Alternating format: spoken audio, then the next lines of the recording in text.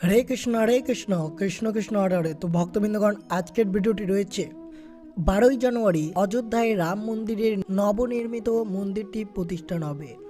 আর আপনাদের গৃহে এই অযোধ্যায় রাম মন্দিরের থেকে যে আমন্ত্রণ পত্রটি সকল ভক্তদের গৃহে সেটি পৌঁছে গেছে। এই আমন্ত্রণ পত্রের মধ্যে রয়েছে কিছুটা চাল, আর সেই চাল যদি একটি জিনিসে ব্যবহার করতে পারেন, সেখানে লুকিয়ে রয়েছে একটি বিশাল অবাক করার বিষয়। যদি এই আমন্ত্রণ পত্রের কাজটি যদি একটিবার যদি করতে পারেন, তাহলে শ্রী রামচন্দ্রের আশীর্বাদ বর্ষিত হবে আপনাদের সকল পরিবারে। তো অবশ্যই ভিডিওটি সম্পূর্ণ দেখবেন যে যেই চালটি আপনাদের গৃহে পৌঁছেছে সেই চাল দিয়ে আপনারা কি করবেন অবশ্যই জানবেন, কারণ এটি আপনাদের জন্য বা সকলের জন্য খুবই গুরুত্বপূর্ণ বিষয়। তো অবশ্যই ভিডিওটি সম্পূর্ণ দেখবেন। চ্যানেলে নতুন হয়ে থাকলে দয়া করে চ্যানেলটিকে সাবস্ক্রাইব করবেন, লাইক করবেন, কমেন্টে ভক্তি ভালোবাসা শ্রদ্ধা দিয়ে জয় শ্রীরাম লিখে দিতে ভুলবেন না। তো অবশ্যই ভিডিওটি সম্পূর্ণ দেখার চেষ্টা করবেন যে আপনাদের কাছে যে গৃহে রাম মন্দির থেকে আমন্ত্রণ পত্রটি এসেছে, সে আমন্ত্রণ পত্রের মধ্যে যে চাল রয়েছে সেই চালটি আপনাদের কি কাজের জন্য ব্যবহার করা উচিত, এবং অবশ্যই বাড়িতে এই সর্বপ্রধান কাজগুলো করবেন রাম মন্দির প্রতিষ্ঠার আগে। অবশ্যই ভিডিওটি সম্পূর্ণ দেখার চেষ্টা করবেন। প্রাচীন মহাকাব্যের রামায়ণের প্রধান চরিত্র শ্রী রামচন্দ্র হিন্দু ধর্মাবলম্বীদের মানুষদের কাছে পরম আরাধ্য দেবতা রূপে পূজিত হন। শ্রী রামচন্দ্রকে কেন্দ্র করে সারা দেশের হিন্দু ধর্মাবলম্বী মানুষদের যে উচ্ছ্বাস ও আবেগ তার বহিঃপ্রকাশ হতে চলেছে খুবই শীঘ্রই।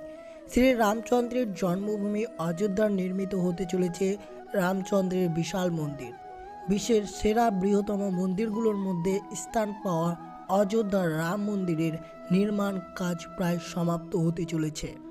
আগামী 22শে জানুয়ারি অযোধ্যার এই রাম মন্দির উদ্বোধন অনুষ্ঠান সম্পন্ন হবে। তারপরে সাধারণ দর্শনার্থীদের জন্য উন্মুক্ত হয়ে যাবে এই রাম মন্দিরটি। ইতিমধ্যে অতিথিদের কাছে আমন্ত্রণ পত্র পাঠাতে শুরু করে দিয়েছে রাম জন্মভূমি ট্রাস্ট। দেশের বৃহত্তম রাম মন্দির উদ্বোধনের বলে তার কথা।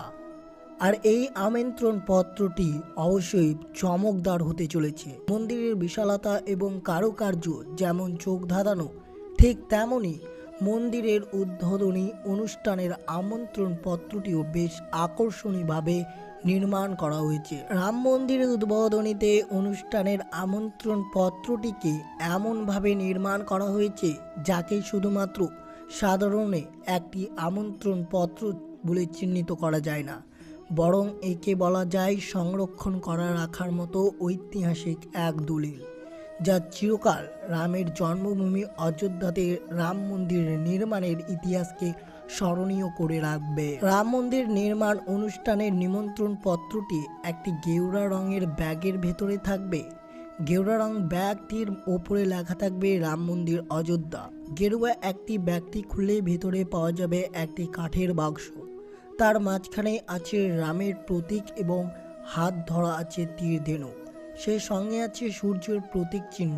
এই আমন্ত্রণ পত্রের বাক্সের উপরে লেখা রয়েছে রাম মন্দির অযোধ্যা এবং আঁকা রয়েছে প্রতীক চিহ্ন। সেই সঙ্গে রাম মন্দিরের একটি স্কেচ অঙ্কিত রয়েছে এর ভেতরে। আমন্ত্রণ পত্রের বাক্সটি খুলতে হয় একটি ছোট ছিটকিনি ঘুরিয়ে, যার মধ্যে আঁকা আছে হনুমানের গদা। প্রাচীন হিন্দু সংস্কৃতি মিশ্রিত এই নিমন্ত্রণ পত্রের প্রথম পৃষ্ঠাতে সিংহাসনের ওপর অভিবিষ্ট রাম সীতার ছবি আছে।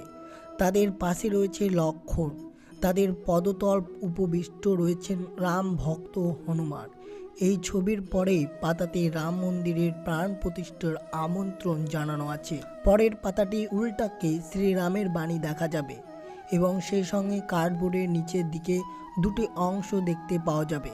এর মধ্যে একটিতে থাকবে কাচের ছোট শিশি ভর্তি পূর্ণভূমি অযোধ্যার মাটি, অন্য অংশটিতে থাকবে একটি 10 গ্রাম ওজনের এক পাশে রামের মুখাবয়ব এবং অন্য পাশে মন্দিরের নকশা খোদাই করা তামার মুদ্রা। শ্রীরাম জন্মভূমিতে নবনির্মিত মন্দিরের ভগবান শ্রীরামচন্দ্রের বাল্যরূপের নতুন বিগ্রহ মন্দিরের গর্ভগৃহে স্থাপন হবে আগামী সোমবার 22শে জানুয়ারি 2024।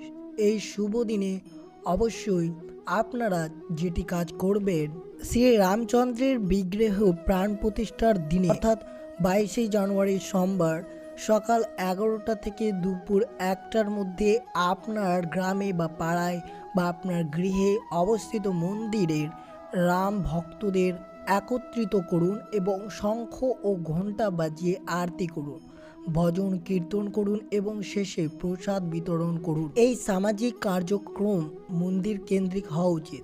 আপনার এলাকায় অবস্থিত মন্দিরের প্রতিষ্ঠিত দেবদেবীর ভজন কীর্তন আরতি পূজা করুন এবং সামূহিকভাবে শ্রীরাম জয় জয় রাম এই বিজয় মহামন্ত্রটি 108 বার উচ্চারণ করুন। এর সঙ্গে সামাজিকভাবে হনুমান চালিসা, রামায়ণ পাঠ, গীতা পাঠ আদি কার্যক্রম করা যেতে পারে। এতে সকল দেবদেবীর প্রসন্ন হবেন, এক সাত্ত্বিক ও রামময় পরিবেশ নির্মাণ হবেন।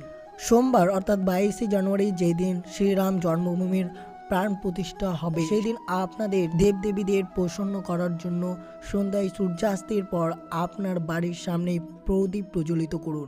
সমগ্র বাড়িতে প্রদীপ সুসজ্জিত করুন। সমগ্র বিশ্বের কোটি কোটি ঘরের আলোর উৎসবে উদযাপিত হোক এই বিশেষ দিনটি। অবশ্যই এই দিনে আপনারা বাড়ির সদর দরজায় প্রদীপ প্রজ্বলিত করবেন। এতে আপনাদের গৃহে মান সম্মান এবং সর্বদা রামের আশীর্বাদ বর্ষিত থাকবে।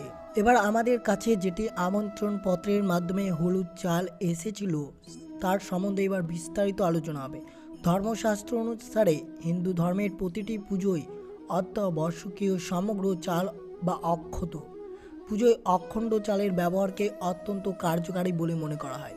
যে কোনো শুভ অনুষ্ঠানে চাল ব্যবহার করা হয়। অনেক সময় লাল, হলুদ, সবুজ রাঙানো চাল ব্যবহার করা হয়। এগুলোর মধ্যে হলুদ রং সাহায্য আর্থিক সমস্যা দূর করেন। যদি আপনার বাড়িতে বা আপনার গৃহে হলুদ চালটি যদি এসে থাকে রাম মন্দির থেকে যে আমন্ত্রণ পত্রের মাধ্যমে, সেটি আপনারা এই আর্থিক সহায়তা বৃদ্ধির সাহায্যে ব্যবহার করতে পারেন।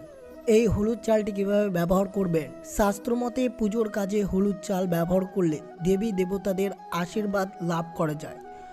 কোনো দেবী দেবতাকে আমন্ত্রণ জানানোর জন্য চাল হলুদ করা হয়। হলুদ চাল দিয়ে আমন্ত্রণ জানালে দেবী দেবতারা অবশ্যই আসে।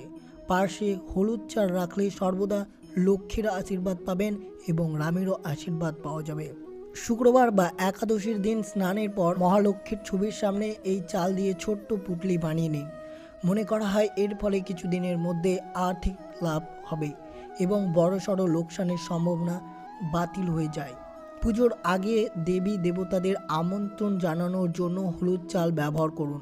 এর প্রভাবে ঈশ্বর আসেন এবং তার আশীর্বাদ দুঃখ কষ্ট খুব তাড়াতাড়ি সহজে দূরীভূত হয়ে যায়।